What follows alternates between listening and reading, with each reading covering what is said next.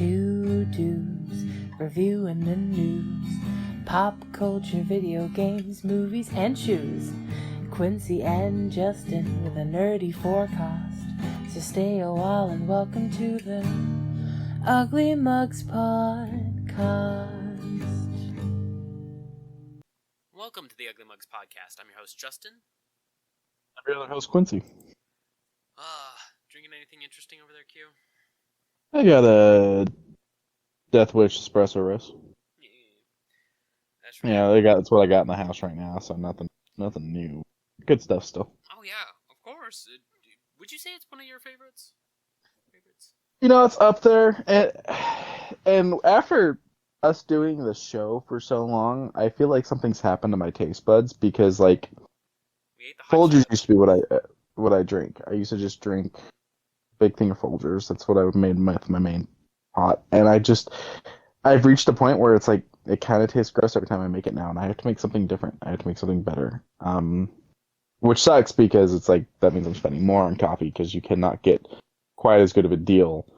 Like, I get a giant thing of Folgers for like $9 versus spending $9 for a small bag of like Pete's or something like that. But the Pete's taste better. So, like, I've got this last big thing of Folgers, and it's probably the last time I ever buy it. And I don't know if I feel like that's just an effect from the show. Because you got the taste of better.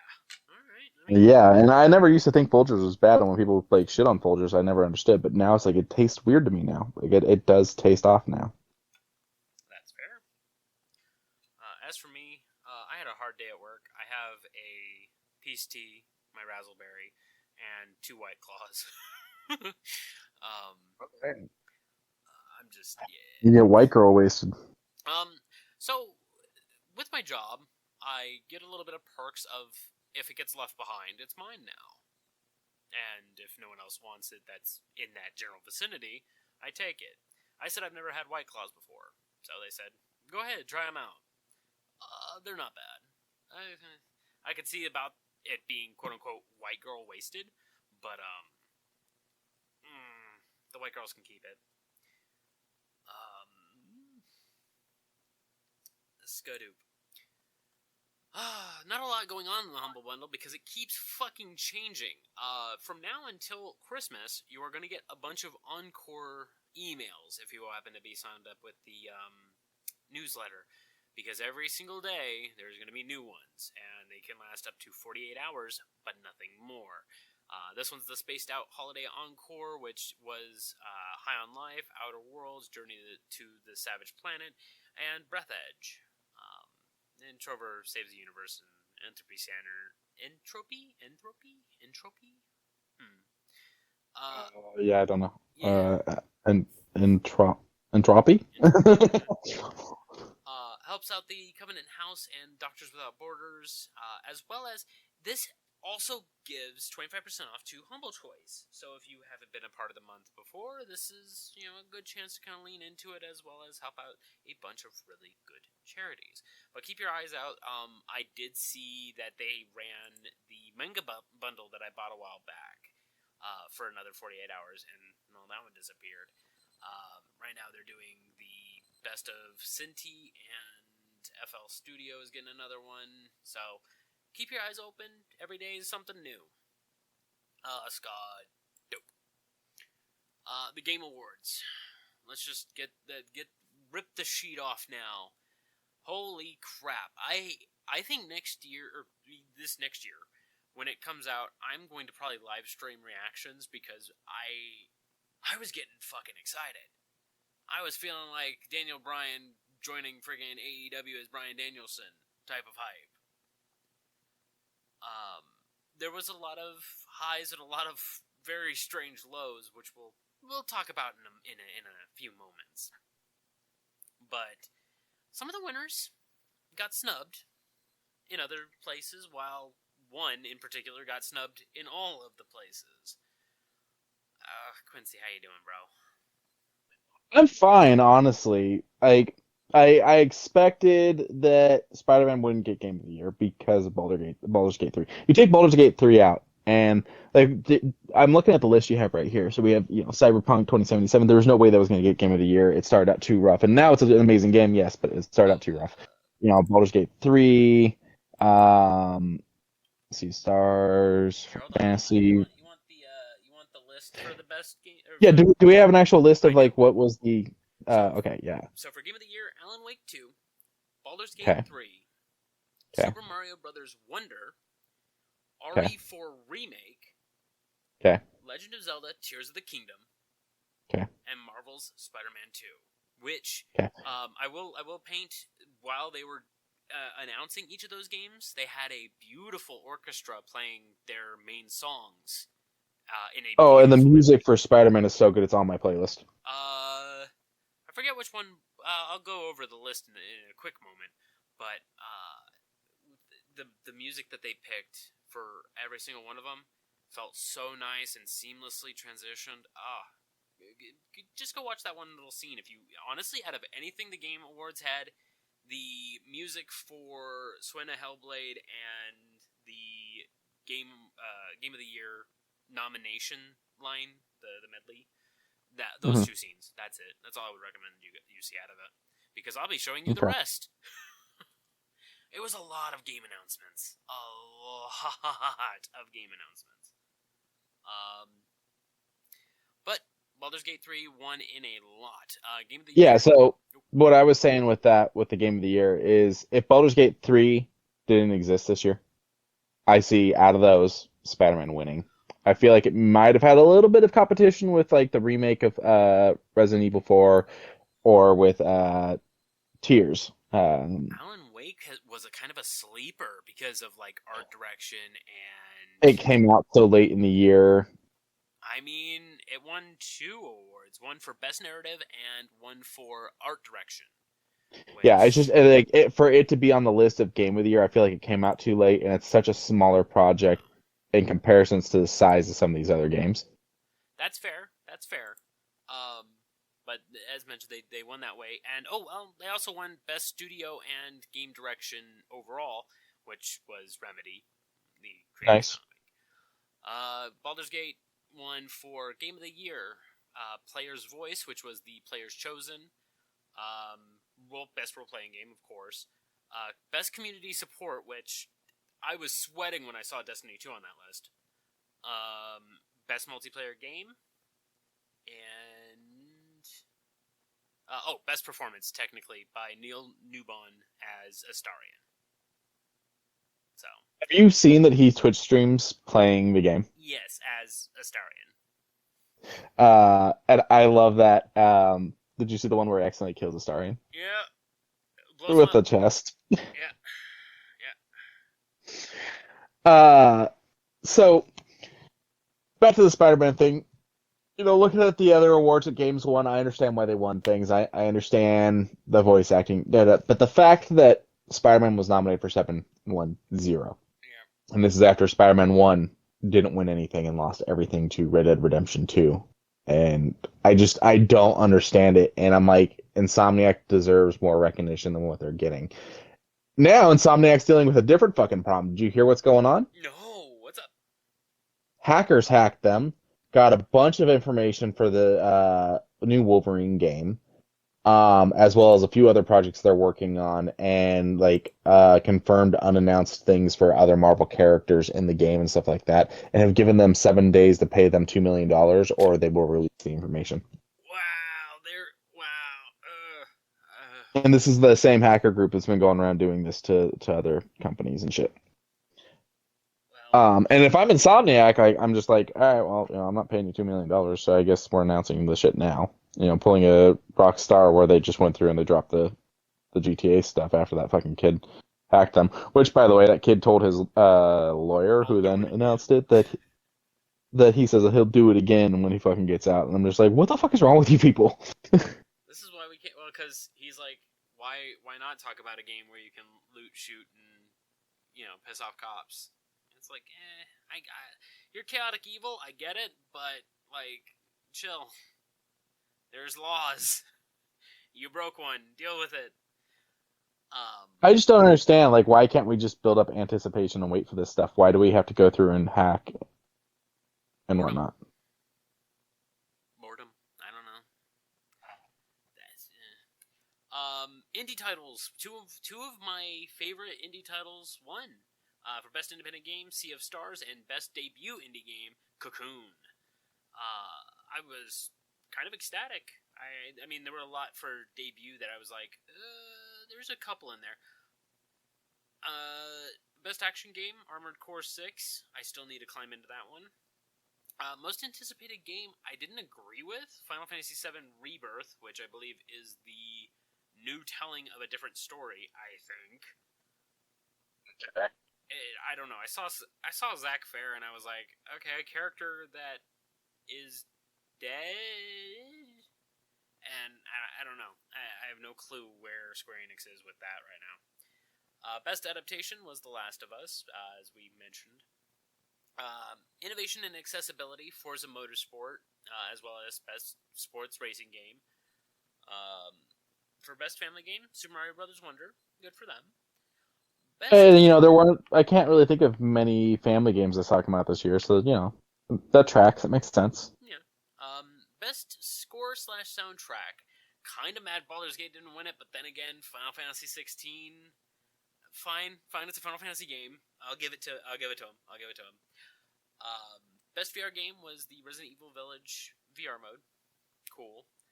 Best fighting game of the year. Not a lot came out this year, but Street Fighter 6 was obviously going to take it. And they did. Yeah. And then they probably would have been able to do that even if there had been some competition this year. I mean, Mortal Kombat did come out. Yeah. I'm surprised that one didn't. Did that one get on the list? I would assume it was on the list because there wasn't much else to put on that list. I need to know what else was on that ballot, but I'll worry about that later. Hi-Fi Rush got best audio design above Dead Space. But this is a game where the whole thing's about rhythm. Oh, of course, but you have to really kind of put yourself in the mindset that a rhythm game outdid a atmospheric horror. It's two different genres and two different beats. But for sound, Sound, yeah. Best content creator of the year, Indie Mouse. I follow her on TikTok. She's unhinged in a good way. Her and her boyfriend. I don't even know. Person that is of male who teases her more than anyone, even her fans. She won and had a great acceptance speech. I'm glad that VTubing seems to be a good forward momentum. And then best ongoing game, Cyberpunk 2077. Destiny wasn't even on that list. It made me laugh. Yeah. That was the awards. That was in a span of a total from start to finish. All the acceptance speeches, all of the handing over the trophies, all of the run-ups to it, probably took 30 minutes, maybe. Because they kind of rushed them. And they even rushed the winners. As soon as they got up there, there was a big, huge light-up sign in the far back that said, "Please hurry it up." And I'm like... Yeah, we have to show 8,000 trailers because Game Awards is now about trailers, not games. That seems to be... No, sorry, not awards. That's what I meant, not games. Yes. And that, I mean... a bit rough. The estimation that I saw was 20% of the Game Awards was not. It was awards, and everything else was. And I would argue that it was less than that. I would say maybe 13%, because there was a lot of trailers, as we're about to go over, but there was a lot compared to the actual human side. Neil Newbon, the voice of Asterion. When he won, it was near the beginning of the show. When he won, he took extra time. He's like, I know, I have to go, but just remember, you are not alone in all of this. He wanted to make sure that someone was heard that day. So, props to you, Neil. I appreciate you. I appreciate your live streaming. I appreciate your now your voice. Because I didn't kill you this time. You did the first time? I did the first time. Oh, yeah. You're like, fuck vampires. Yeah, that's how I was. I was just gonna mention that I have it on Xbox, and you may see me around on the Twitch stream. Maybe work's tiring. We'll see where I'm at. But Once I get my first playthrough done, is multiplayer up on it? Because I know that it's showing as an option on it, but I thought it was launching on Xbox without that ability, and that it was going to take some time. I think it's fine. I mean, we can give it a Okay. shot. So once I finish my first playthrough, I would love to do some multiplayer on this. All right. Yeah, sure. We each have our own independent picks of companion. That's all I'm willing to say on that. Skadoosh. Oh boy. E3 is no more. The evil is defeated. It's so weird that it's turned to us making jokes about it being evil from something that we used to be so excited about. Because all it was money grabbing. Tickets alone were $200 a day. And you weren't even... those weren't even the premium ones where you could touch the demos. You had to pay separately, and if you weren't press, it was even worse. It became this huge thing, and then when COVID hit, I'm like, oh, thank God that happened, because now we don't have to deal with E3 physical. And then Devolver made fun of it, and I was like, I wholeheartedly agree. So I never went, and neither did you, but you've been to a few different gaming conventions. Yeah. How do you feel about the convention market on gaming? I mean, having gone to comic conventions, but not the comic convention, it's basically a big garage sale. It's fun, and I like it. What's it like going to a gaming one? Because I've never done a gaming one. So, I will say oddly enough, before GameStop started turning into this conglomerate, they had this convention. And they had, from entryway, far left, you could see a dance floor that was promoting, I believe it was Persona Dancing All Night. And if you danced, you got a fucking t-shirt. A poster. And then further down, you see a false, a standee of Kamurocho Square from Yakuza. And there are different TVs playing his different styles. And then on the end was a fight simulator that allowed you to basically play a demo of how Kiryu fights in, I think it was Yakuza 0 at the time. And then just beyond that, there's a box, a see-through glass box. And on the middle of it is a headset that comes from the ceiling and a controller at the ground. And that was for Doom VR when that first came out. And then over to the right, it was just this beautiful, massive collection of colors and majesty. Every place had a fucking free gimme. There was I think a keychain, a poster, and a bag from the Yakuza area. And I think Doom had a Cacodemon keychains that they ran out of just before I got there. Oh, that sucks. And then over at all the other little areas, there were demos, 6 computers lined up so we could try out, God, what was that game that did terrible? Battleborn, if you remember how bad that one was. It was fine. I didn't play it, but I remember the game being a thing. It was fine when we played it. It's just Overwatch overtook, and that's what happened. But, they allowed you to play it, and there were, colorful standees, and it was just, it drew you to want the game. With E3, it kind of had that same mentality, I would assume, but of course it's not all video games. They had their own little half the market square, while the other ones were the new tech that maybe viewed over at I was about to say CDC, CES, or any other of the actual car shows, electric shows, etc., that were promoting their new vehicles, their new cell phones, their new tech. So it wasn't just the video game side. So that's kind of a bummer for those who were wanting to make technology. But then again, E3 was right around when CES was here anyways. So just go to CES, tech guys.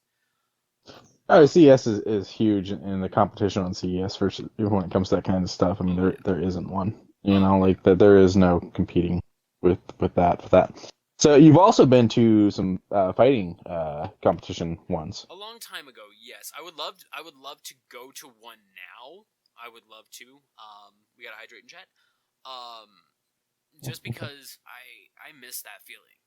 That feeling, like everyone's like, oh, what, the smell of BO. No, man, the feel, the roar of the crowd watching a fucking hype ass play. I was there. If anyone's listening, go look up Justin Wong versus Umahara Daigo. And the first fucking cut, I was just outside of that hall, listening to that roar of the crowd as every parry that Justin Wong was just watching, and they've memed this thing in Evo in other fighting games. They've put it there. Quincy is super loud, and I have walkie-talkie noise. Okay, so I'll just do that then. How's that? Way to tell me to shut up. I can turn you down on the fly. But like, I would love to go to Evo 2024. It's just I want to go when I have a little bit more non-stress around the shoulders. Hopefully I can have if enough that's time. what I need, then I'm never gonna go. Yeah. Plus, I wouldn't mind jumping into like with a fight stick. So that might be on in the near future for like one of the cheaper ones. I saw a couple for like 45 that look fine. They're very small, but I can rock with it. But as far as how it used to be to how it is now, apparently it's a little different. They're doing like major announcements in this Evo. So they're doing the same combination where it's like, hey, this is a fighting tournament, but also we're gonna announce these characters here. I don't know how to fix that. White noise. It's me. So hang on, I'll just do this and I'll just buff up my. There. Now hopefully I sound a little bit better. I hope. Because I have no clue how to fix that, and hopefully it doesn't show up on the recording. But no more E3. That's the end cue of it, and I'm kind of glad. Fuck E3. Let's go to. Quincy and I talked about this game a long time ago. Like long enough ago that I don't remember this conversation at all. It looked like New York at nighttime with snow, and that was the only thing that was kind of drawing you in. The advanced military tech and how people took cover and all that was super great. The day before was a hopeful. It released 3 days ago, and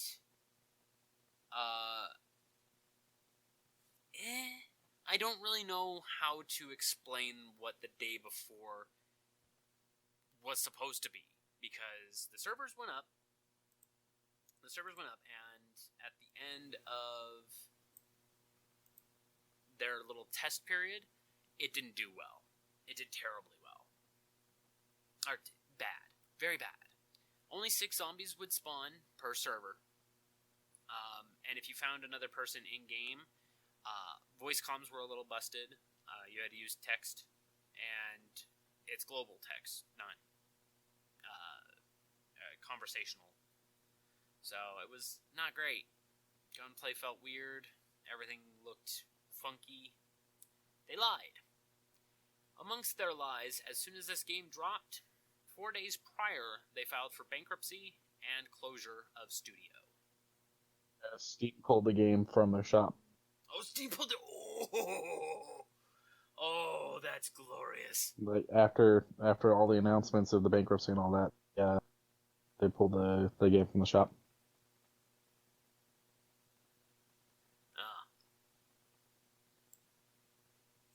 Yeah. Down, out, but Q, you're a 410.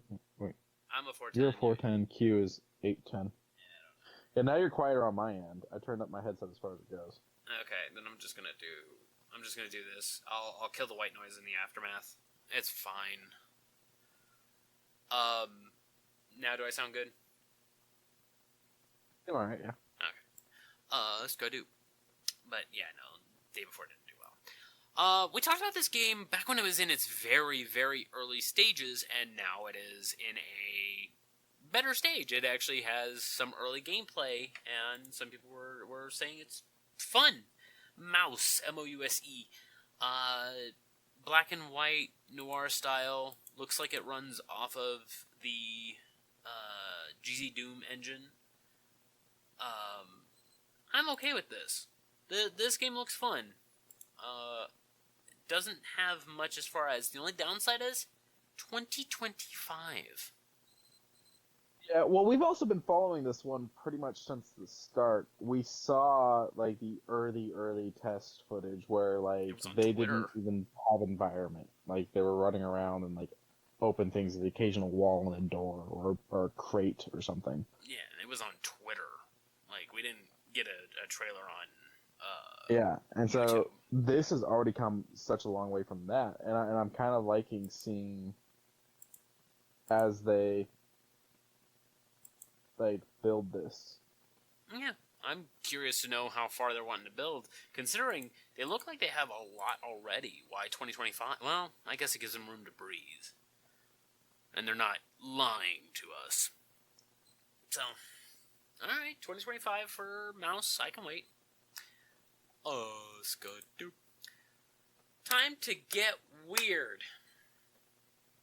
So... a couple of the announcements over in the Game Awards region were fine. One, however, started off strange. As soon as I saw Hideo Kojima, I jumped out of seat. I was like, okay, alright, good. And then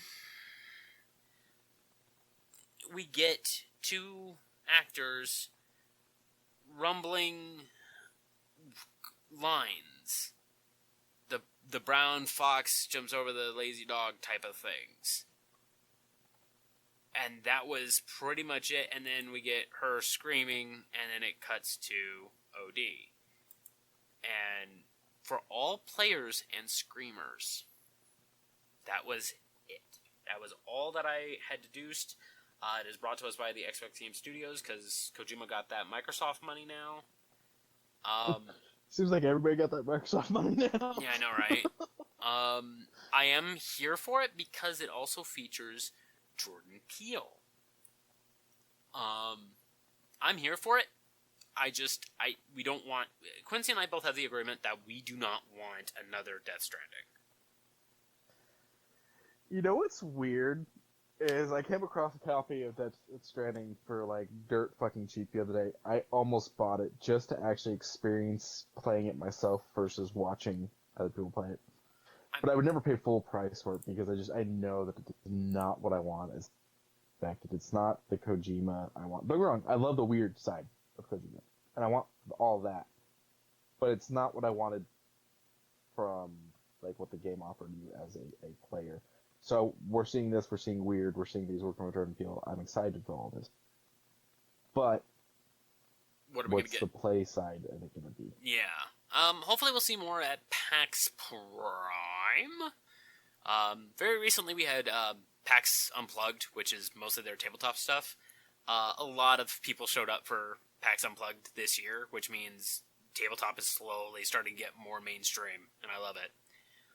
A lot of tabletop games were announced. I didn't pull anything up for that, just because there's a lot more of those. A lot of people are wanting to make their own tabletops. But as far as next PAX Prime, maybe get something, hopefully? I don't know, Kojima is very recluse now. He kept everything very close to the chest with Death Stranding, so... He is and he isn't, because I follow him on Twitter and Instagram and I almost and all that. threw up. And, like, he's very talkative. He posts a bunch of shit. You almost threw up. No. He tweeted that 3 weeks ago, I think. But, like, when it comes to the game projects, he is being kind of hushed until it's really time to say something. And I don't know if that's just his creative process or what. He is fashionably loud at specific times, so we'll see. fucking Kojima. Let's go do. A PlayStation exclusive, brought to us by the people who did Wild Hearts. Rise of the Ronin. This game looks great. I'm mad that it's a PlayStation exclusive, but knowing Koei Tecmo, we'll probably get it in like a year. It's basically Elden Ring, but with Japanese samurai, and I'm here for that. Like, this game looks great. I mean, it uses the same exact engine and most of the maneuverability that was in Wild Hearts. So, if you played Wild Hearts, you've seen very similar. Fucking, God, the movement looks good in it. Hopefully we see it in Xbox, but of course not anytime soon. Skadoo. Another... That was a cool flip there at the end when you switched it. Oh, yeah, over the big man? Yeah. Something I'm very excited for. Who is making this? Game Science. I don't know who Game Science is, but the Oni designs in this game, stellar, fantastic. It is Dark Souls, but Journey to the West. Are you familiar with Journey to the West? I've heard the name, but past that now. Okay. It is 12 tomes. It is over 1,300 pages of stories that are fantasy, but how it happened. They basically speak as if that was the truth. Like, Wukong played the trick on the... I forget how it goes, but in short, is the reason why we have palm trees in certain areas. Okay. So it's just a matter of how things came to be. And it gives me huge Dark Soul vibes. Some of these Oni just look so fucking cool. These, like, lantern-headed oddities. I'm excited. I am fucking excited for this. Now, this is what started off that whole entire thing. I was like, oh, it's going to be a lot of trailers. All right, let's get them over with. And then I saw this and I said, never mind, keep the trailers coming. Because if we're getting shit like this, I am fucking ready. It's nice, like, corpse resurrection scene. Oh, yeah. And then you get these, like, bear Oni, and then this, like, clockwork one, the lantern ones that throw you off, the spider one that I'm not really getting excited for. Ugh! It's made out of corpses, by the way. It does look very Dark Souls, but a lot faster, maybe giving me a little bit of, like, Devil May Cry vibes.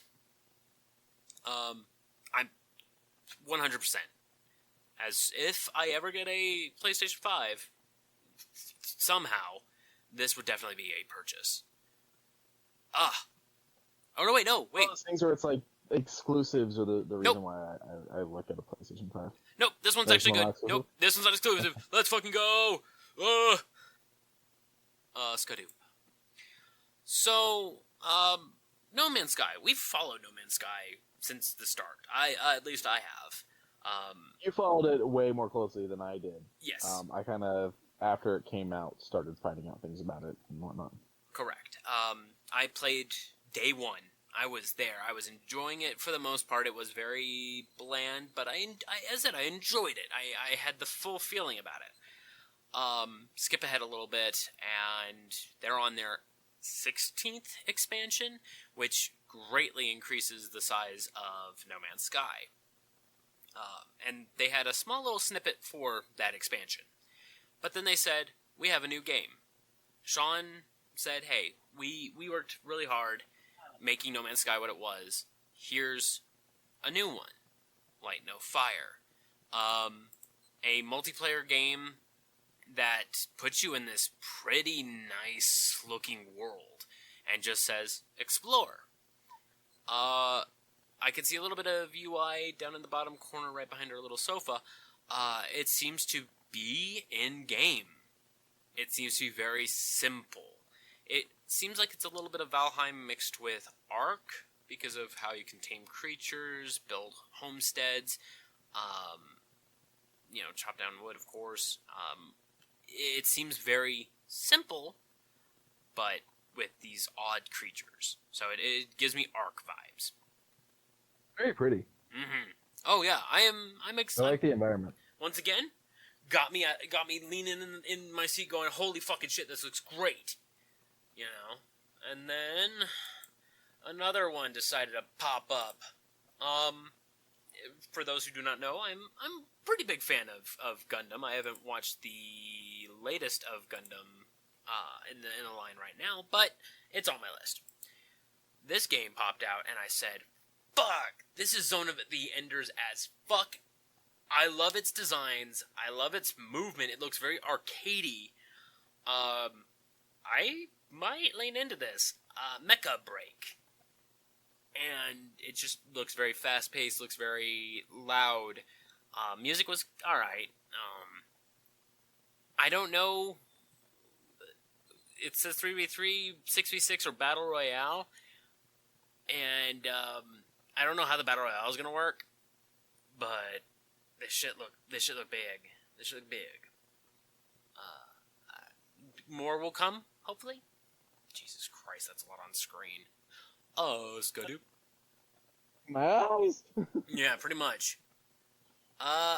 This one was kind of out of left field. So, Rockstar Studios, guys who did GTA, Red Dead Redemption, have now... And did nothing for 6 years. Yeah. Have now sprouted a little bit of legs and opened up another studios called Lightspeed Studios, or LS Studios. And they opened up their doors, and they are wanting to fucking run. Because what they're wanting to do is an open-world, cyberpunk-style game that's very similar to, and this is the reason why I kind of held back, Sleeping Dogs. You get my attention. Yeah. It's kind of talking about how these cybernetic individuals can have souls and love and all that, and care. But, of course, it's unlawful to do that. I don't know. It seems very odd, but the action scene in this, super good. Very quick, very red band. Here, slide. Yeah, pretty much. Pretty advanced moving, but I need gameplay. I need gameplay. You're gonna open up the world to me. Are we doing turn-based combat? Are we doing first person? I need more. What's weird is I'm finding more and more as I get. I guess the term would be as I get older, or maybe it's just as I experience more in gaming. I don't know, but I'm enjoying turn-based more and more.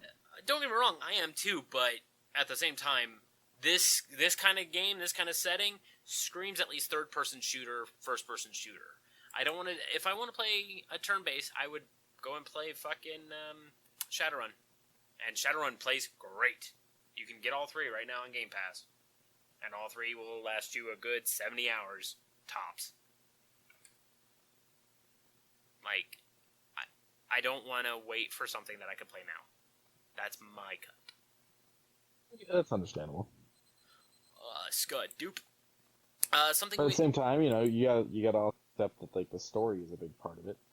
That is correct. That is very much a thing. It's just,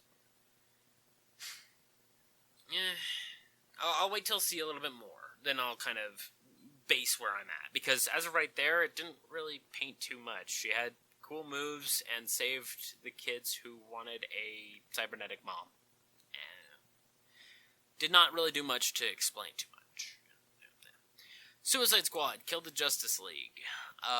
Quincy's been following this one very closely and getting annoyed at it, but it looks fun. I mean, it looks I don't know fun. if annoyed is the right word.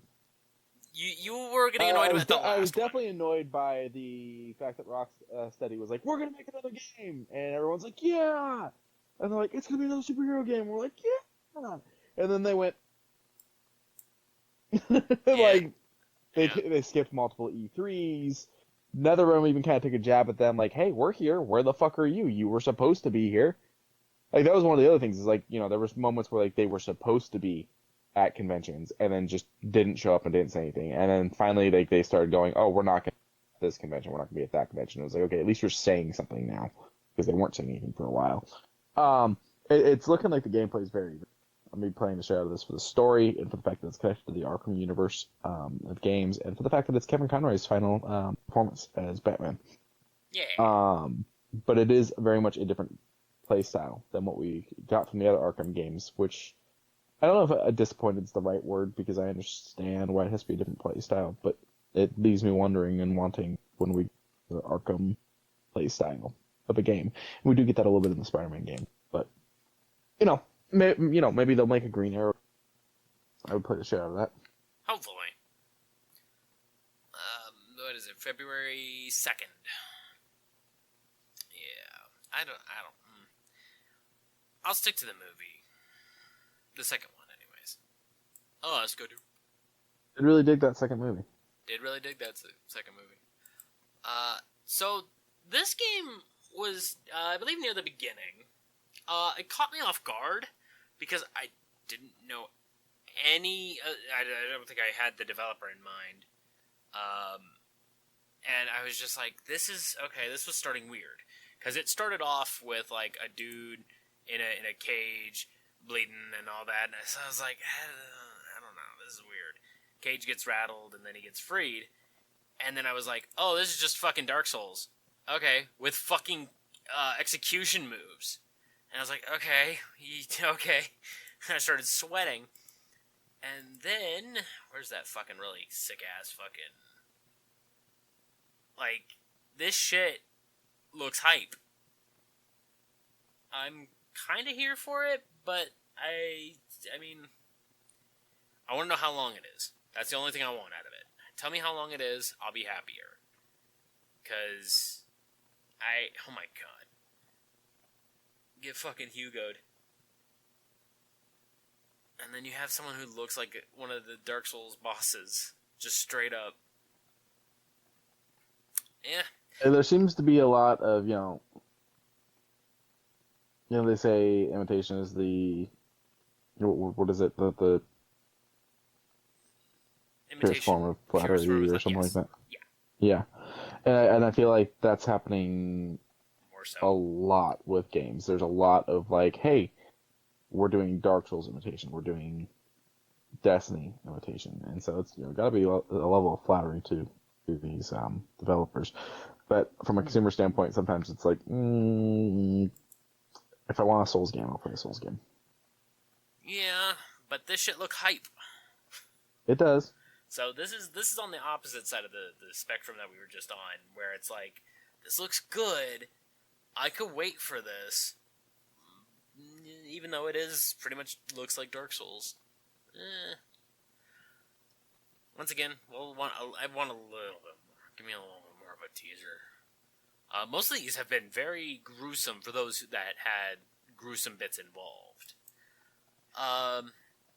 This one, it's non-in-game. Ooh, let's mute that. It's non-in-game. It's all cinematic, and it has a bunch of okay voice actors from the sound of it. A lot of Apex Legends sounds effects that I was just hearing consistently, and I said, "Okay, wait, is this Respawn?" And yeah, I believe it is Respawn. Let me double check. Oh, I didn't have it. I think this is Respawn, but I need more. I need to know what that ship is. Like, you're giving me zero story. You're giving me cool set pieces. Being able to fight in a tornado. I guess. Like, I just want to fight in a tornado. I played Battlefield 2047. It wasn't great. But like, it just feels like a generic cybernetic shoot 'em up. I want just a teeny bit more from some of these trailers. Some of them I'm not even showing because of how minimal they were. We talked about ZZZ, which is another Genshin Impact Hoyoverse style game, and it looks good. It looks fancy, but no date, no nothing. So there's a lot more like that. You want to know when things are coming out? How dare you? I want to know. Well, I get to know when one thing comes out, and I'm not happy about it. What do you mean? I'll explain in 6 more. No, 8 more. Okay. Skadoo. Oh.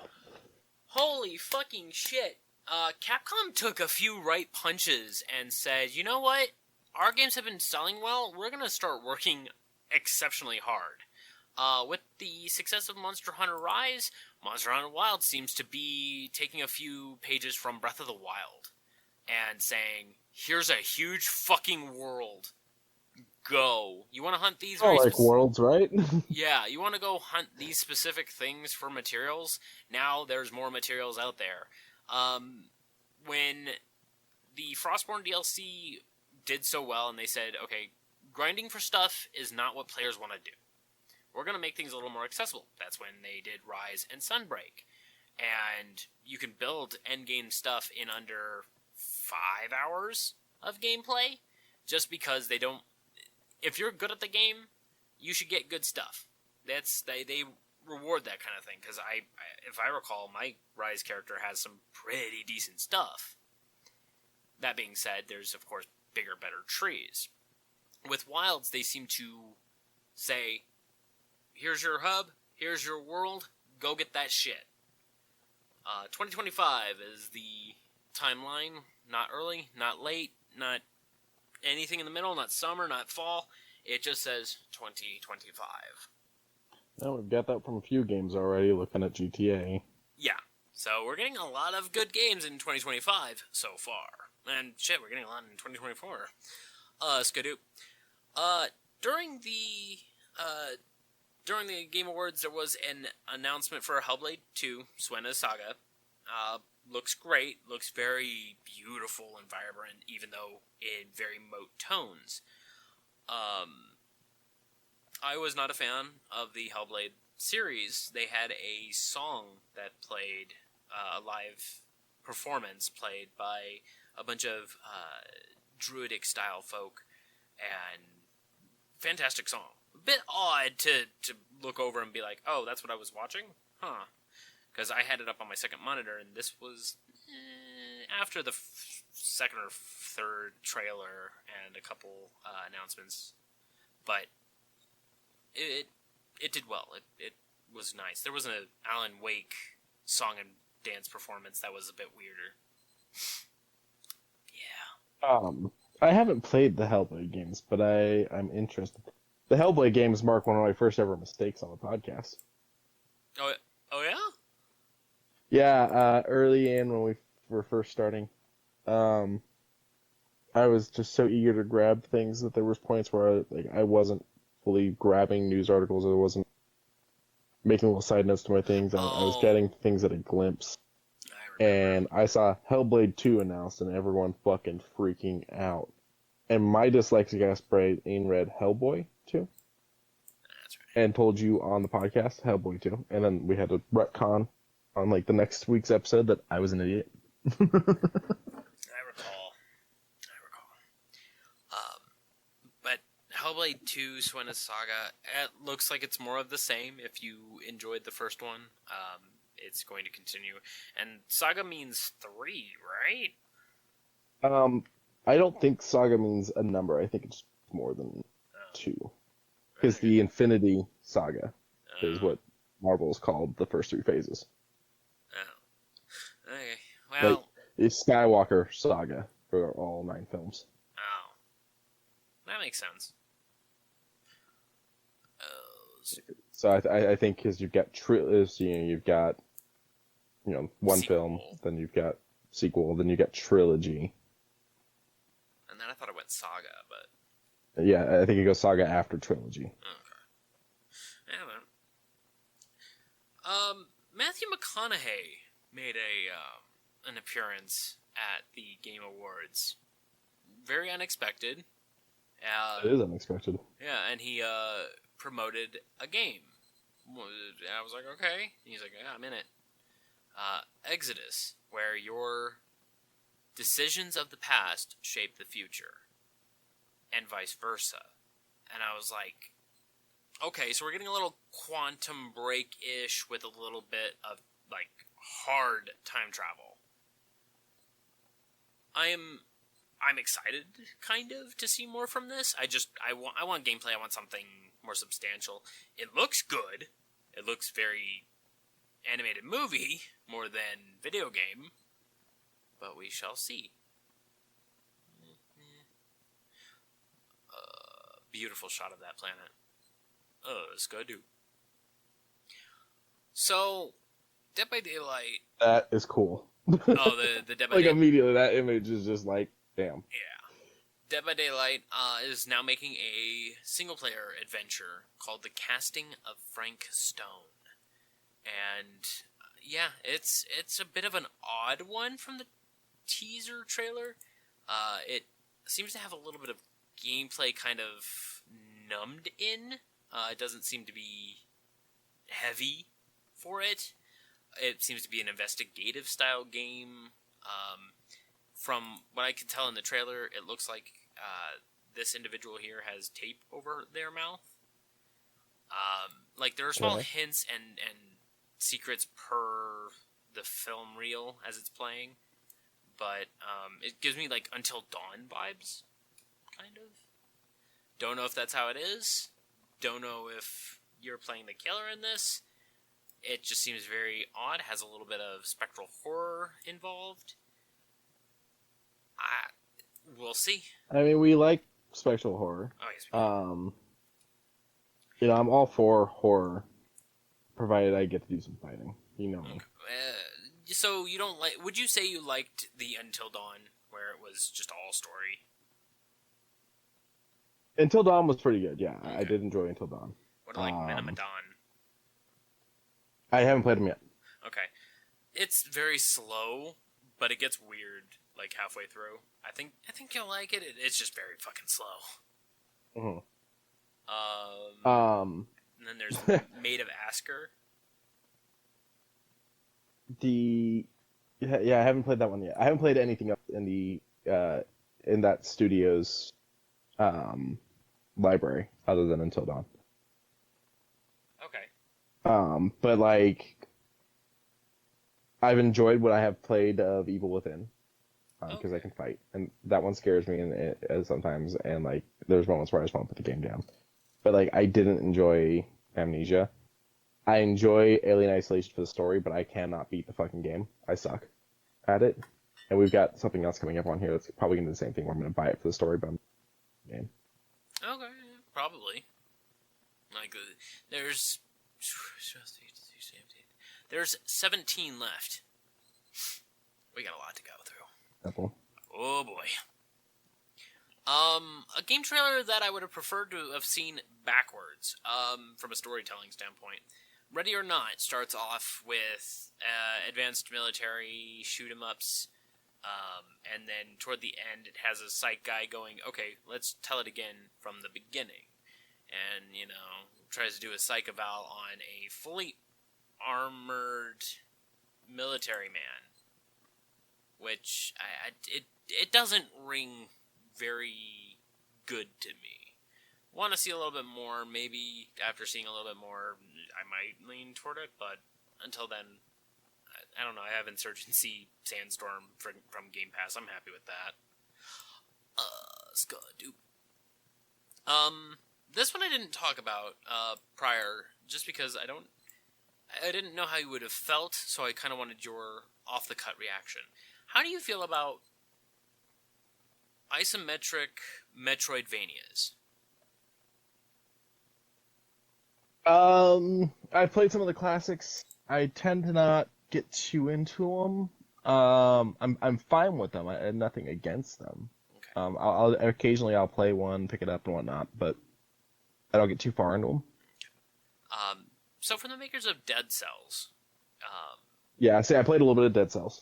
yeah, this one's called Windblown, and it is very gory. When you die, you will die in blood, as you do in Dead Cells. And they are labeling that, yeah, it's going to be as tough as. They tell you can now zip around, do hyper fast dodging. It looks fun, looks great. Multiplayer seems to be the thing. I love the little light rings around your character to showcase what's up. Tag team attacks all of it seems kind of nice. Would like to see a little more of actual gameplay. Having it be as gory as it is, super cool. Don't know what the hell this is. Never ride it. Of course, gore can be fun. Yeah. Good animations, also. Skadoo. The way I explained this one was street parkour meets Oni hunting. And I love the enclosed spaces of, like, Neo Tokyo or, like, a Chinese marketplace with all of the apartments just surrounding it. I love that kind of venue. And having it be Oni hunting with parkour, some modernized weapons, I'm kind of here for it. When she was doing her announcement of this, the developer was making her announcement of this game, she put like an idle spin on it, you know? She was like, Kimuri is a very passionate game, and I'm hoping you guys can, and then she did her hands very similar to, let me go back to that dude making the hand gesture. I hope you can see it too. And, you know, I'm like, this is all of the Game Awards have been mostly people, the developers, basically saying, this is our passion project. We are working on our passion projects now, while we have the chance. And we're seeing this with, like, Kamuri and a few others later on. And hell, even a few that we already talked about, like the Wukong game. So, I'm here for this shit, man. I just don't want them to suck. I do like that there seems to be some money flowing into gaming to an extent where people are getting to do their passion projects, as we're saying. But then at the same time, we're seeing so many studios struggle and whatnot. And so it seems like things are still rather volatile, if that makes sense. Yeah, there is a little on edge, as it were. Skadoo. From the Persona homies, we heard about this game. It was only an announcement. Metaphor Refantasio. Beautiful hand-drawn animations in some scenes, while some very interesting cell shading in others. It looks beautiful all the same. It gives me Ghibli vibes. But if you've played a Persona game, you're gonna pretty much enjoy this. This is Persona, but in a different universe. Same director, of course, and just a whole new world, a whole new start of Persona, I think, because this looks fantastic from a JRPG standpoint. The only downside is I don't think I'm going to be getting into it because I'm still behind on my Persona stuff. Form your bonds with Metaphor Refantasio. Such a cool logo. Yeah, that's good. So, as I mentioned before, there was an announcement for a game for next year. The First Descendant. I've already played the open beta when they were doing the server testing, and loved it. I fell in love with it. The raid boss that I fought, amazing. The fact that missions show you how long it takes to get into the mission in case you're looking in queue, and how long that mission should take. It's great. It's fantastic. Skins, the fucking Unreal 5, come on. Summer 2024. So, gotta wait a little bit. Hopefully it stays free to play. You there, Q? I mean, yeah, it's weird how, like, free-to-play kind of used to be, like, ew, it's gonna be shit, and now, like, free-to-play is really starting to grow. It's the Korean developers. Mostly Korean developers stay in business forever. Like, Maple one of the Story. biggest ones probably being, it's a tip of my tongue, Genshin Impact. Oh, Genshin I know Impact, it's yeah. not Korean, but it is a free-to-play that is, like, done super well. Let me see here. It's Tencent, I do believe, so it's a Chinese game. Yeah. I just wanted to know who put the... Okay. Okay, yeah, it was all Shanghai. Okay, just double checking. Just double checking one other thing. Because I wanted to know who worked on Honkai. But yeah, no, First Descendant, beautiful game, excited, summer. Sucks. Quincy, did you ever play any of the Of Mana games? Like Legends of Mana? Don't think so. Yeah. I'm gonna go with no. Okay, old Super Nintendo game from ages gone by. They've had a few, I think recently, like 2019 may have been the last one with like Trails of Mana, but we're getting another one, Visions of Mana. Looks good, looks comfy, looks like the Mana we all know and love. It's just, as with like the Tales of series, every entry kind of paints its own picture, and this one seems to do it too. The combat looks fine, a little slow, but fine. It's good, dude. It does look a little. Yeah, slow. a little 0.75 speed, you know. Skull and Bones. We talked about this near our like introductory when we started this podcast. And I'm pretty sure it had already been announced long before we started the show too. Yeah, but we're finally having a release date, and the game does not look that bad.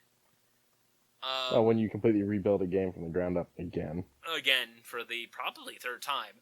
But well, we know for a fact they built the game for a while, and then they were like, "Okay, we're gonna go back." And then what was it? It wasn't E3. Was it like a PAX? We got something, and it looked bad. I'm not sure. But and then they Silent. And then we got the... What was it? It was a leak, right? It was a leak of them doing the harvesting. I don't know. Wait, did I show you that? Where the tree rubbed against the... Like, it rubbed against the island, and it started making chopping noises and chopped down a tree while being in the ship. It was weird. Yeah, it was I don't remember that. Okay. It was weird, it was wonky, but I knew it wasn't final product. It still scared me.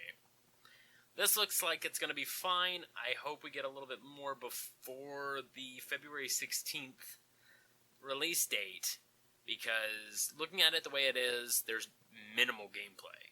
They're going to ask $70 for it, too. They're probably going to ask $70, and I don't know if it's going to be worth it without more to the consumer. Because if it's anything like the day before, where we got nothing until release date, and then we hear that studio from Ubisoft closed down, and it's just going to be like, well, that was just a lot of time and effort wasted. God damn. Yeah, and to think that this was originally something that was being branched off of an existing game using games, aerial and whatnot. What was it, Black Flag? Yeah, it was Black Flag. Yeah. And now here we are all these years later, like... Still can't get it right. It's like, we still just don't have what we need from this. Right. What's this? There we go. Skadoop. I liked Life is Strange. Life is Strange 1, a little bit of 2, I didn't finish it. And Before the Storm I finished. So 1, Before the Storm, I didn't get very far into 1, so the problem was, so when it comes to those, like, story-driven games, like, I can't do those while I'm talking to people. Those have to be, like, a quiet night, no headset, things like that. Yeah. Same thing with, like, the Telltale games and whatnot. And then I used to play them with other people, like, helping me make the decisions. But, you know, if you start a game with someone making decisions with you, like, then you don't want to play the game without them. Right. So it becomes, you know, their schedule and their availability and whatnot, and if there's something else that they want to do, so on and so forth. So, like, it's one of those things where it's like, I've repeatedly kind of not finished those kinds of games, and eventually I'm going to sit down and do them, because I think I own all of the Life is Strange stuff, and I haven't played, like, more than, like, the beginning of Life is Strange. Yeah. Like, I think I made it into the parking lot of the school. Okay. Yeah, the first game, very good. Fifth chapter will turn you on your head. Okay. As for Before the Storm, it's fine. It's maybe 2 hours long, and I'm glad it was $10. It's still fine. And then 2, I could not wrap my head around. 2, it didn't feel right. So, take that as you will. But another one comes out from them called Lost Records, Bloom and Rage. And this puts you back in 1995, but then something in 1995 happened to flow into current time? Hard to know. But some of the characters seem to have grown up and said, oh, you're remembering that. So, Lost Records, Bloom and Rage, another Life is Strange adaptation. Cool. Late 2024. Sloop. Quincy, do you just want to walk around pointing at things, picking up boxes, placing them otherworldly places while also doing a rhythm game and just fucking around for hours on end? Hydrate. You lost me at rhythm game. I mean, it's a light rhythm game. You can make music. But I'm bad at rhythm. That's fair enough. I have no rhythm. You can always build rhythm. But the guys who did Untitled Goose Game made Big Walk, and Jeff Knightley said he To be clear, I love Untitled Goose Game. Yeah, it's a great game. We also got a stretch. But when they released Untitled Goose Game, they also started work on another one that is a 4-player screw around, point at other people, point at thing, raise arms up, make strange noises type of game.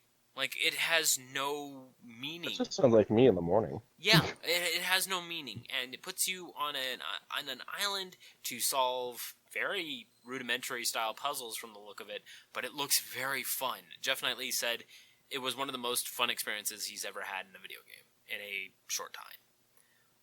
I'm excited, kind of, for it, just because it just looks doofy. It looks great. I don't know the full extent of what you'll be able to do, but you'll be able to do it. You think there's gonna be a goose in it? Maybe as like a statuette. Like Easter egg. Yeah, a little statuette or something. Why not? Or just a goose hanging out somewhere. Oh, let's go do. So for those who don't know me or do know me, I fucking love Guilty Gear. Guilty Gear Strive has been on my list to play, but I want to do it with a fight stick. And when I get that fight stick, this is definitely going to be one that I sit and just fucking play for a couple hours. You're talking for PC or Xbox for your fight stick? The box. I mean, it could be for both, but the box. Okay. Amazing. Fantastical. When I saw the trailer, I was like, oh, you're promoting Strive again. And then, bam, this thing, here comes Daredevil. Strive, new character. A punk rock idol that... I like her kit so far. Elfelt Valentine. A pretty okay-looking character as far as fighting games are concerned. Very quick, very bouncy. I don't know how to really explain it anymore. I haven't been in the fighting game in a minute. But this looks like fun. I'm excited to get back into Strive. I may go for the season passes. We'll see. Exciting. That we're getting a season 3. I didn't even know we were. Also, it already dropped. Good dude. Speaking of passion projects, as of April 23rd, 2024, Tales of Kenzera Zao is going to be coming out. And this is going to be from EA Originals and Critical Role. We were talking a little bit about this off a bit, and about how, like, I'm excited to see them continue to do more projects. Yes.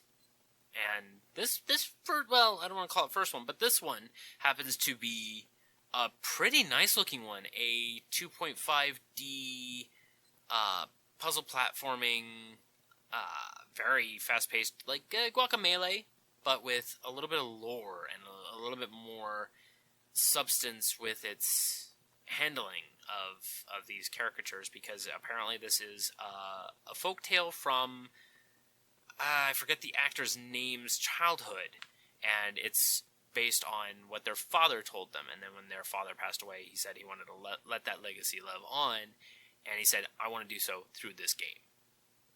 And he was almost drove to tears giving that speech and talking about this game. You want passion? Show me the passion.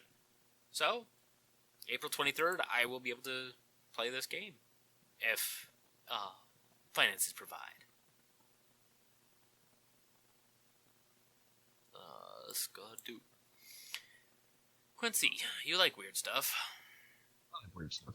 You want really weird? It depends. What kind of weird? So weird that you don't know you're playing a game within a game. So weird that when you're handling this game, that it has mechanics that you won't learn until 6 days later because it's a hidden secret to open up a... In short, Pony Island 2, let's actually go back a little bit. Pony Island 1 was a game that was very simple, innocent, until you got further in the game. When you got further in the game, it began to break away from being a game and more of a novel, in a way that makes it very uncomfortable to continue. It turned into a horror game. Then we got Inscription, which we found out was the same universe, and it was uncomfortable. Pony Island 2 does not seem to shy away from that in the slightest, and says, you're joining us on this trip with this uncomfortable looking scene.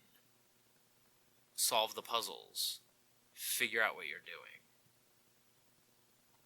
And... This looks interesting. Yes. And there are these little brick things all over the place, and that is the first mechanic of this game. And that is basically putting them into these pieces into them that affect the world in specific ways. And then you have to learn coding. This is literal almost coding. And then you have to call an emperor, and then what is all this? And then there's games on games on games on games. Different mechanics all the time. You're playing golf 1 minute, next you're playing tennis. Now you're doing a battle royale. That's how Inscription was. It was very unprecedented. First it started off as a harmless card game, then it ended up as a isometric adventure game.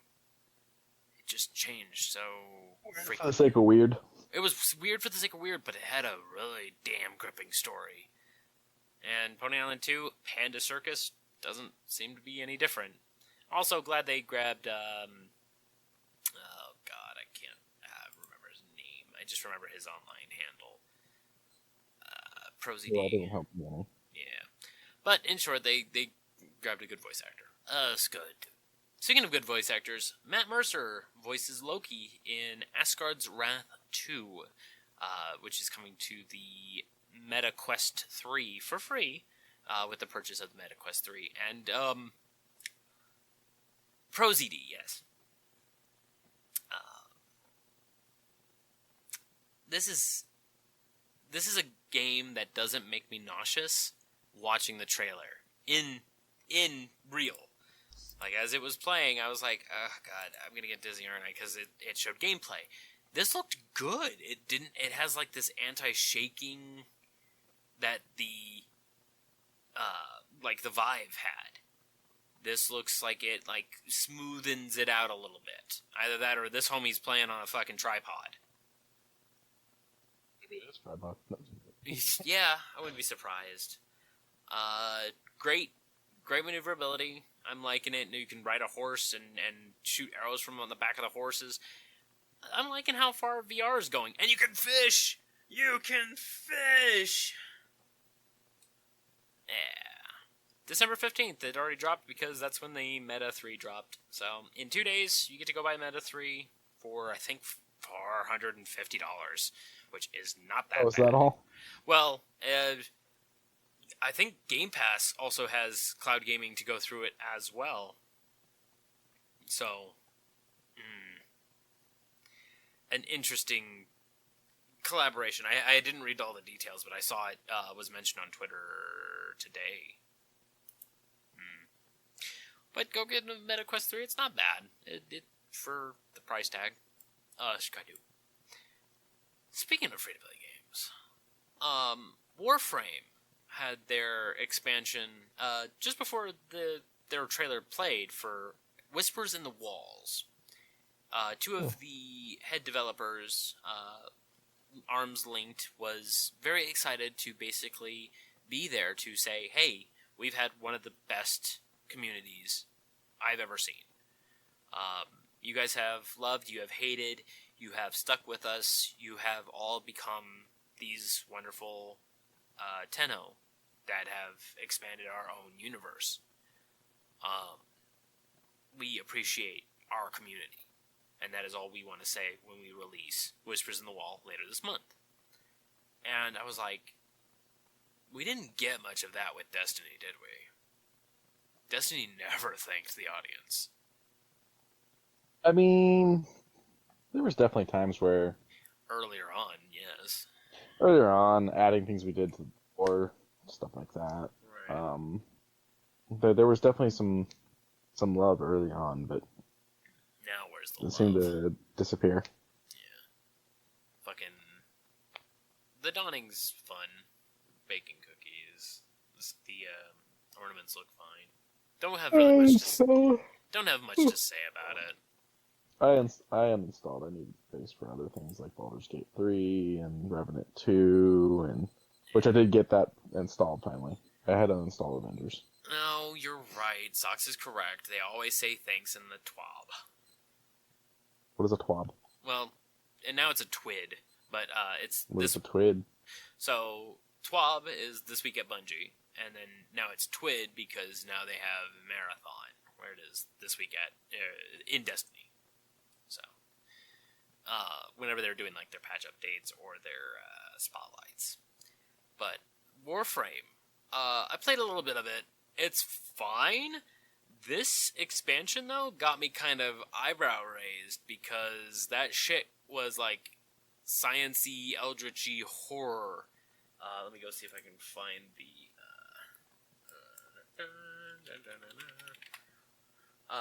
the lidless eye that always watches, past, present, future. It knows it already, but you remain unseen.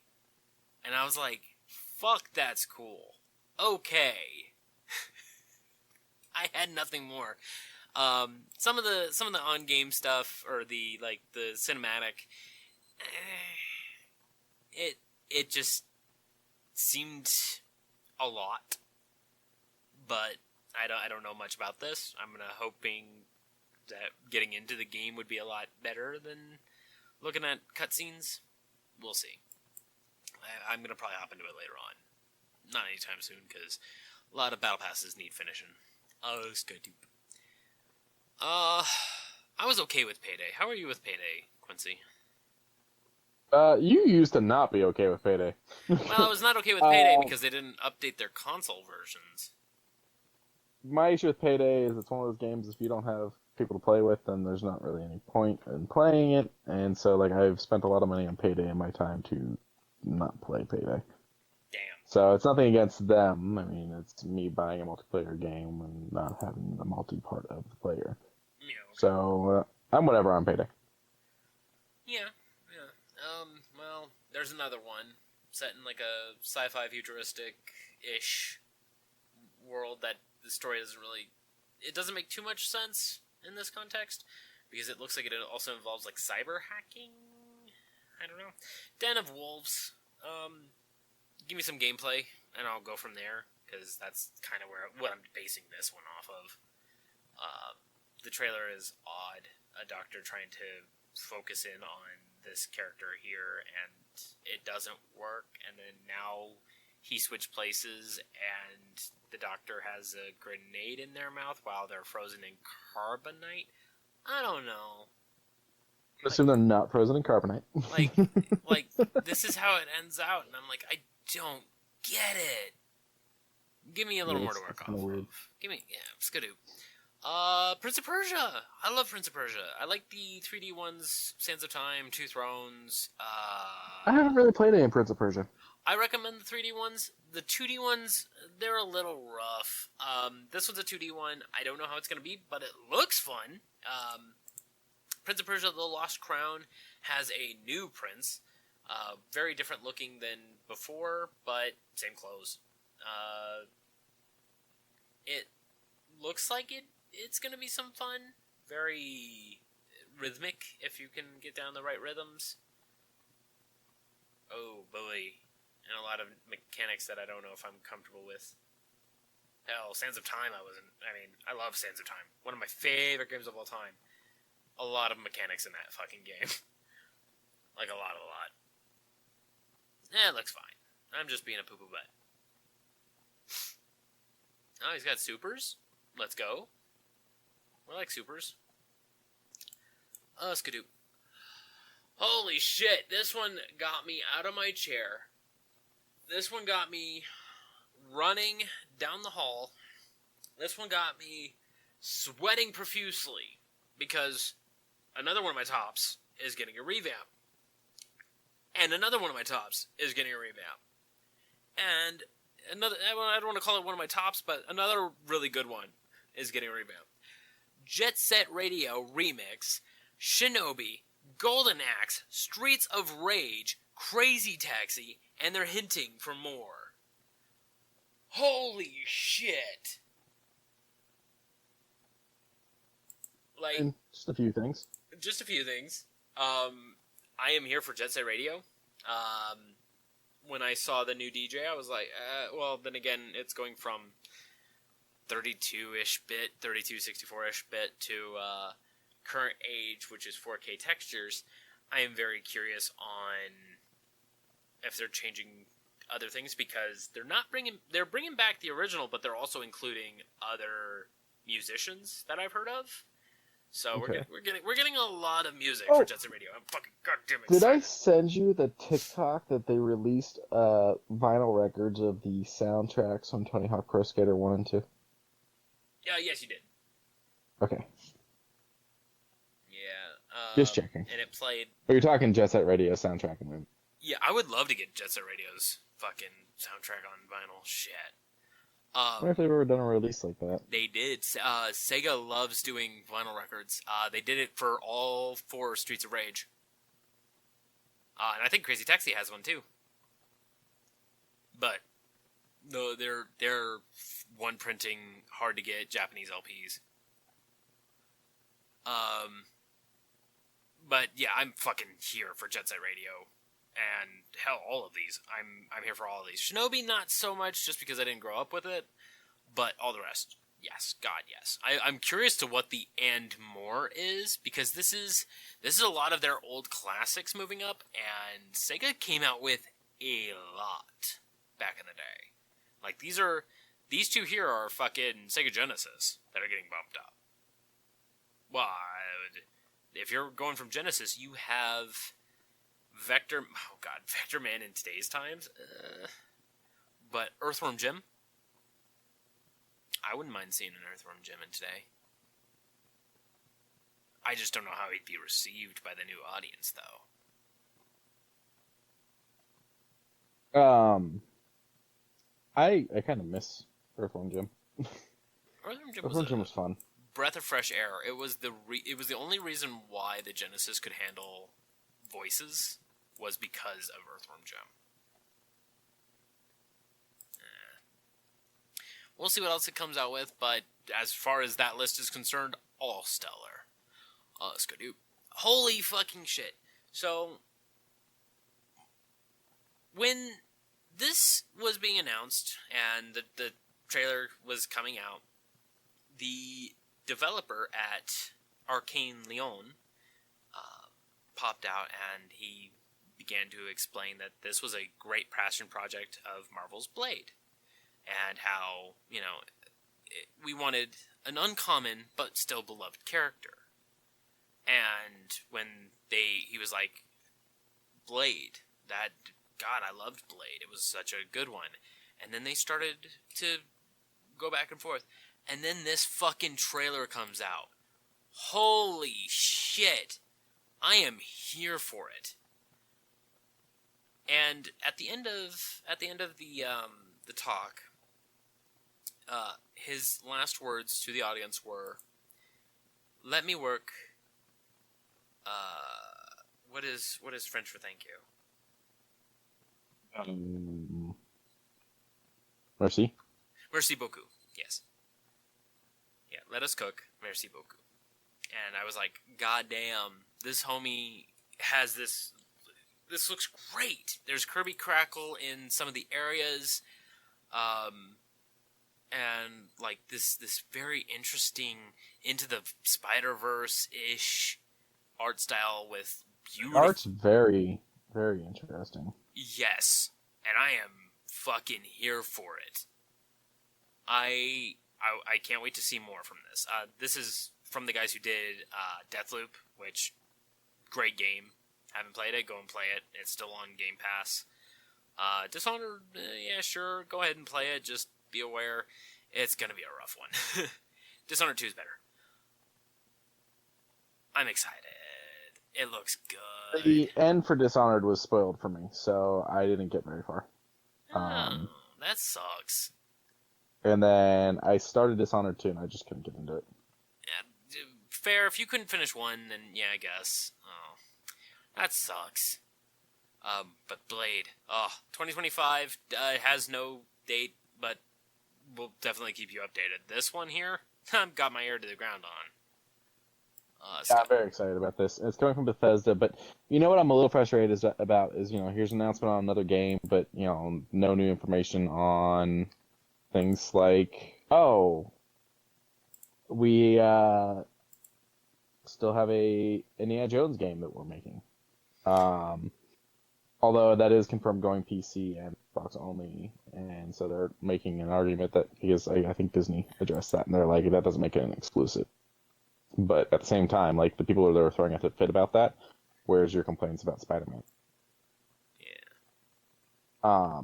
And then the other thing that we didn't hear anything about that I was a little upset about is IO's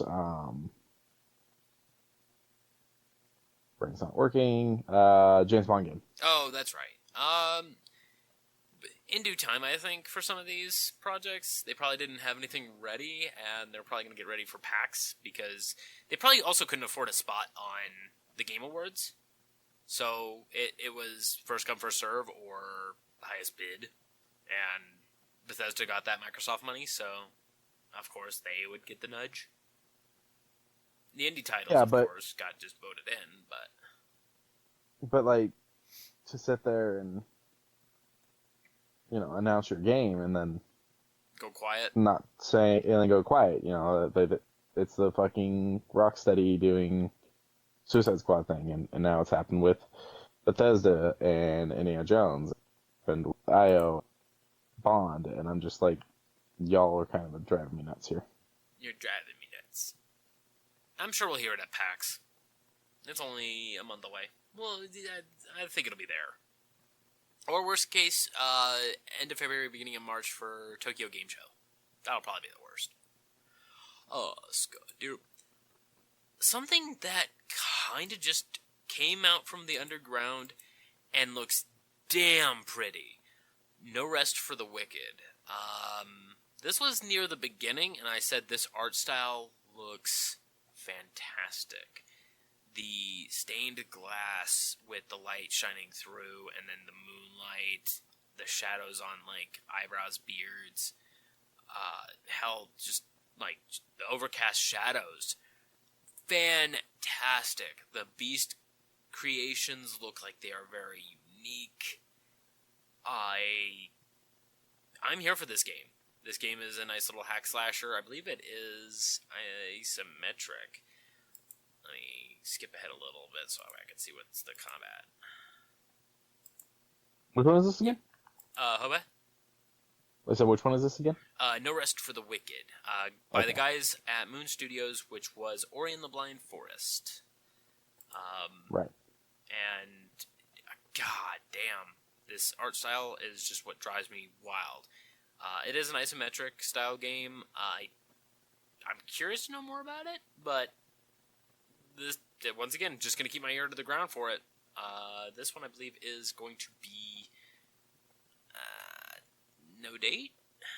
Hang on, let me see. March 1st. Oh, more coming soon. March 1st. Damn. So we'll hear more about it on March 1st. Oh, Skydoop. This one I hope we hear a lot more before then. Jurassic Park Survival. Well, let's see. Does this have it? I'm definitely very excited about this, very interested. This is the one I was referring to, though, that is probably going to be a case of I'm going to suck at this game, and I'm going to buy it because I want the story, and I'm just going to suck ass at it. Yeah, I don't know. I'm here for it too, just because I also like Jurassic Park, just not to your extent. I might hop into it. This one does look very good, very Until Dawnish, and I don't think that's a bad thing.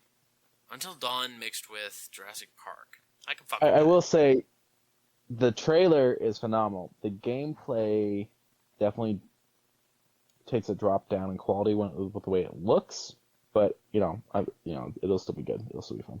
Yeah. Oh, Skadoo. A lot of enemies. Warhammer 40k Space Marine 2 said they want to put as many enemies on screen as possible. They want to make records. I said, Let's just release insanity on the players. that's what they want. That is what they wanted. They wanted anything and everything to climb onto you.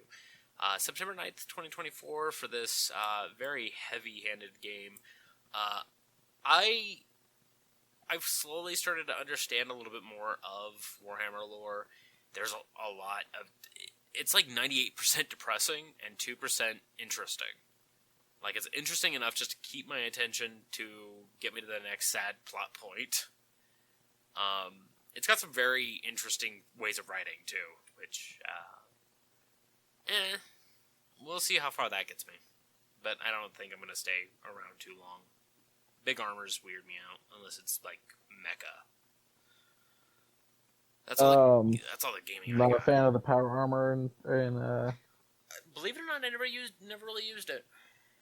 Okay. Yeah, I never really liked it too much. Like, every now and again I'd use it for, like, the, radiation resistance or what have you, just to get through an area, but no, never really interested in it. Is there any other gaming news that we have? I mean, I finally got Baldur's Gate 3, so I'm finally enjoying that.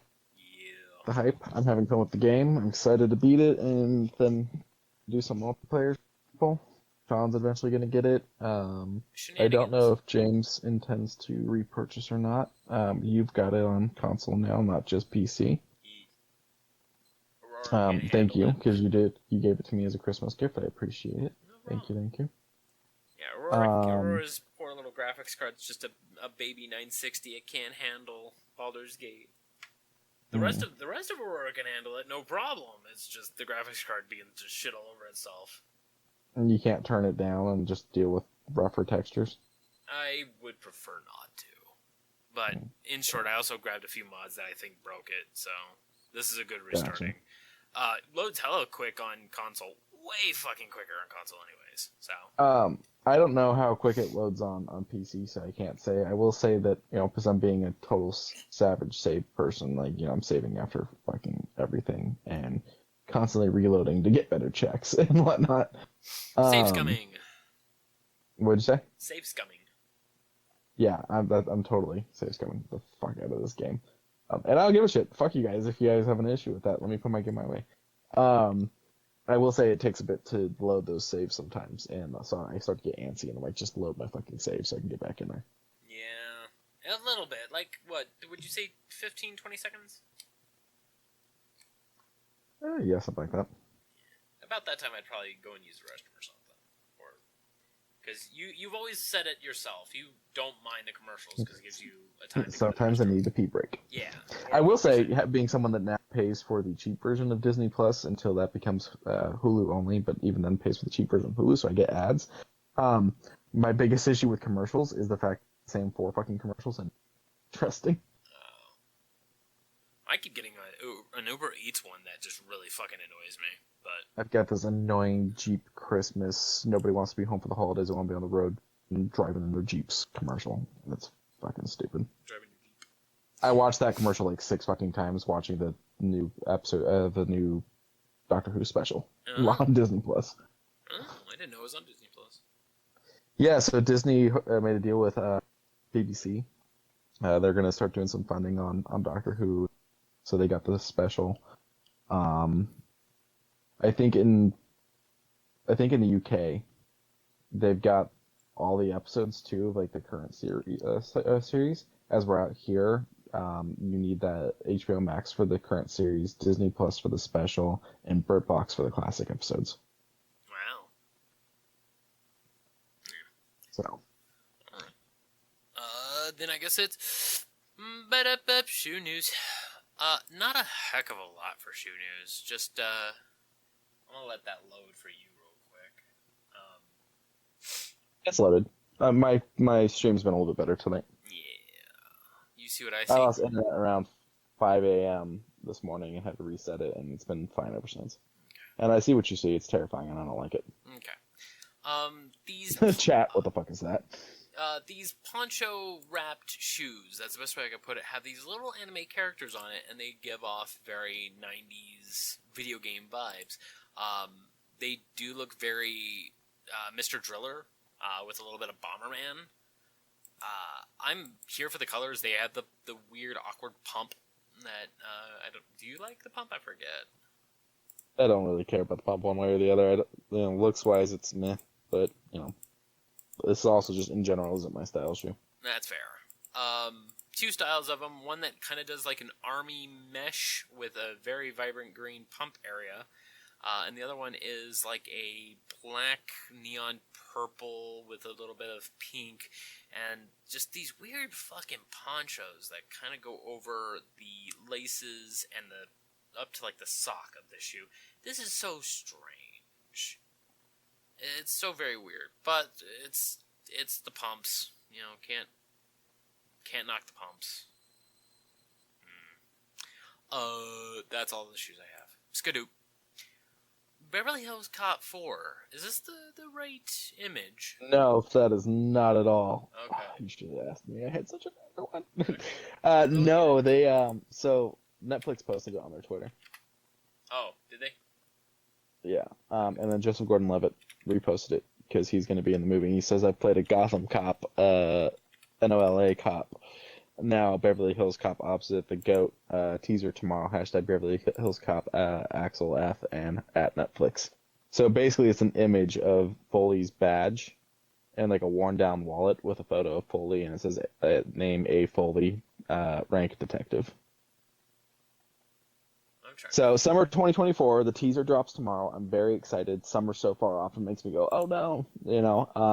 I'm a huge Beverly Hills Cop fan. 1 is amazing. 2 is great. 3 is okay. I was down for the TV show when they tried that. That's the image. I was down for the TV show when they tried that, and I was very sad that didn't happen. I would love to see that shot pilot that was never released, because that was supposed to follow like Axel Foley's son, and Foley was going to be in it. It's just he was going to be kind of like not as much of a main focus. Now this isn't following that storyline. We're doing a different storyline. But I am excited. I love Eddie Murphy. I miss this part of Eddie Murphy. I watched Candy Cane Lane. It wasn't bad. I enjoy Haunted Mansion. But I kind of miss this Eddie Murphy. Back to basics. And I'm burnt on Shrek. No, I'm also burnt. I am also very burned on fucking Shrek. Like the fact that there's going to be another Shrek. I'm just like, really? Yeah. Fucking A, because we're getting another Kung Fu Panda. Yeah, I'm also kind of burnt on Panda. Like, I stopped watching after the second one. I'm probably going to watch it just because I don't mind Kung Fu Panda. I don't mind Jack Black. So.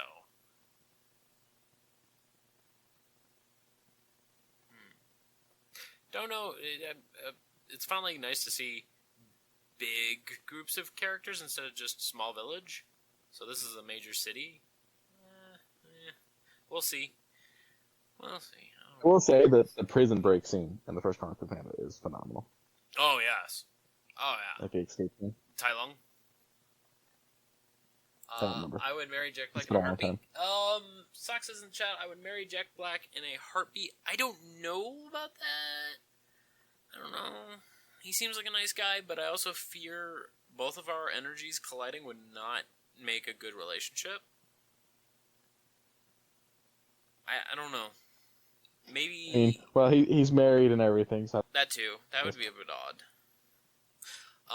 But Kung Fu Panda 4, 2024, a pretty good looking trailer. I got no problem with it. It looks a lot better than any of the Shrek sequels. Scooby-Doo. Yeah, I think these sequels are probably better. I just haven't actually sat down and watched them. I hear you cursing under your breath about this. Because I'm interested. And I don't like being interested in Doritos-flavored liquor. So this is courtesy of Empirical and foodandwine.com.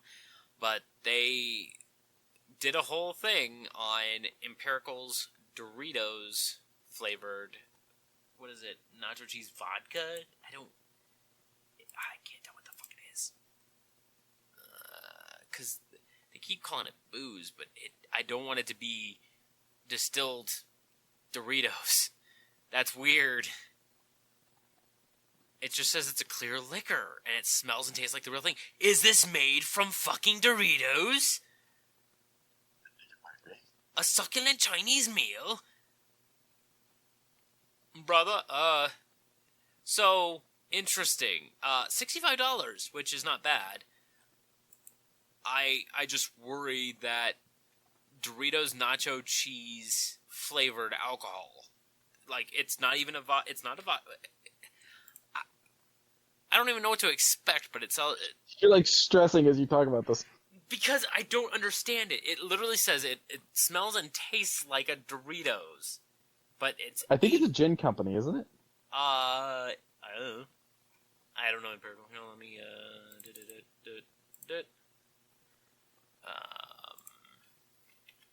liquor. A flavor company. Okay.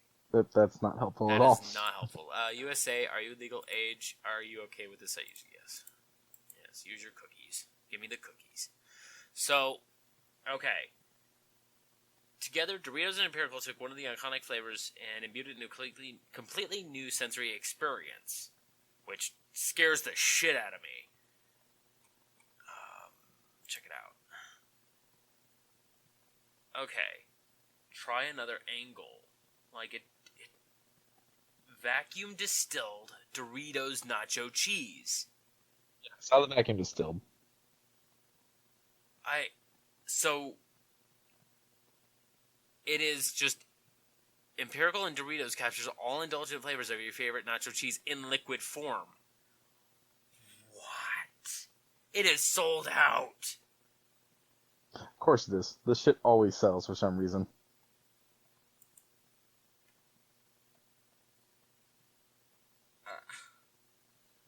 Well, hopefully I'll see someone doing a shot of this in January of 2024.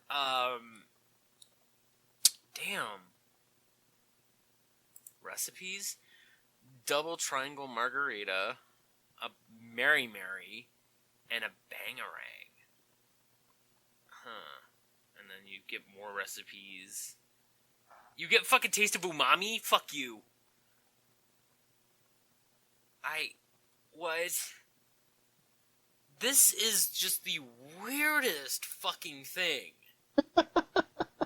Because it doesn't give you, of course, what vodka or what liquor it's even mixed with, because it's not a liquor, it is just distilled Doritos. And I'm like, how do you distill Doritos? Very carefully. I guess so.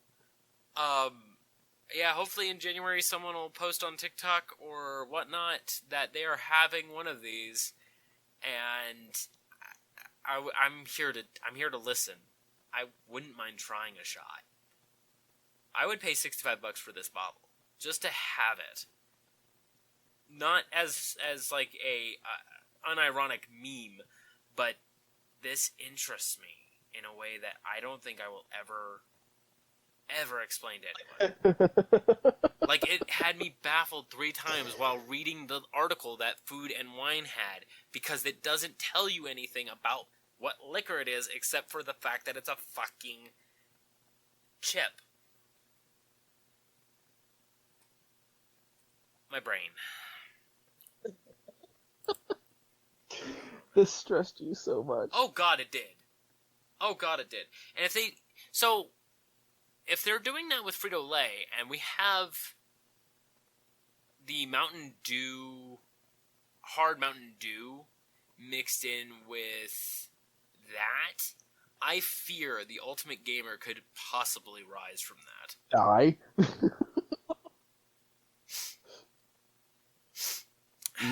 Are you gonna do it? If I get both in my hand, yeah. I don't. Oh my god. I didn't mind the Baja Blast one that we tried on the stream, but I would like to try the original. I didn't try it. Yes, I recall. I would like to try the original and the watermelon. Yeah, watermelon. I just don't like the flavor of alcohol, dude. Like just the chemicaliness of alcohol. It's not for me. Yeah, that's fair. I mean, there's a couple that can mask it very well, like a very particular jungle juice I had when I was 23. Yeah, like when I briefly had alcohol, like I'm not even gonna lie, I was not legal age. I was like out of high school. Not even out of high school. It was like senior year of high school. It was always like fruity flavored shit. Yeah, and nowadays it's a lot more easier to get a hold of with like fucking White Claws and Truly. Truly has yeah, but I'm just yeah, and I get that, but I'm just like not interested. Like one of my roommates is big into Trulies. They got a whole fucking thing of Trulies downstairs, and I just don't drink it. Like I'm just so not interested. That's fair. And full on respect to those that are, like, if that's your thing, that's your thing. But it's just not mine. I will burn my brain cells, because I've been slowly leaning into soju, Korean liquor, and it tastes fucking great. Love it. But yeah, no, it kills the brain cells. Don't kill your brain cells, Quincy. Alright. Fucking the 2 I have left that are rubbing together. Yeah, I know, right? Barely sparking. Well, thank you guys for joining us. Remember to like and subscribe where you can. Remember to check down in the description for Zenny. Go and get yourself some nice old glasses. Humble Bundle every single day for the rest of this month. I think until Christmas. Don't quote me on that. There will be a new bundle up to 48 hours. So be sure to check every single day. And check out Temu. Go and get yourself something nice through Temu. Sure, it may look inexpensive because, well, it is. It's not that expensive to get really nice electronics. I got a controller that's pretty fucking cool. Probably one of the better controllers I've ever had for very inexpensive. And, of course, at the end of days, at the end of weeks, at the end of months, at the end of years, remember to love one another. It's free to do. Bye, everybody. Bye, everyone.